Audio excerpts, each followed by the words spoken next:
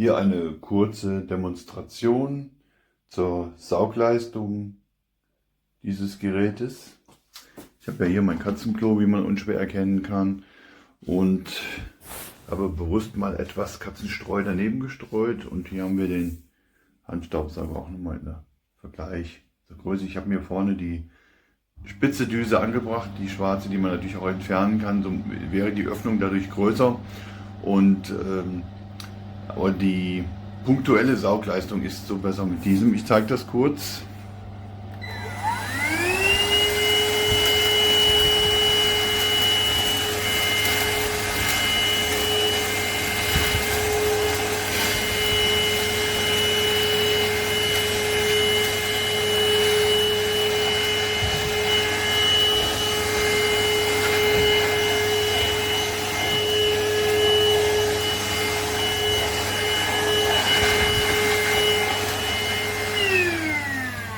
Und schon ist alles blitzblank.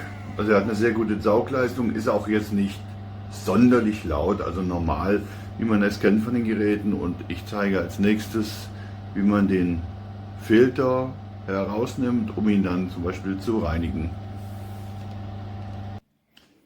Ich versuche das jetzt mal mit einer Hand zu demonstrieren, was natürlich mit zwei Händen deutlich besser geht. Also wie entfernt man den Filter? Man drückt hier die Push-Taste. Und dann löst sich auch schon der vordere Teil. Und hier sieht man, dass der Filter eingesetzt ist. Jetzt kann man dieses einfach herausnehmen, was dann so aussieht. Hier, das Weiße ist der Filter. Und nun kann man, jetzt muss ich das irgendwie fixieren, einmal gegen den Uhrzeigersinn drehen.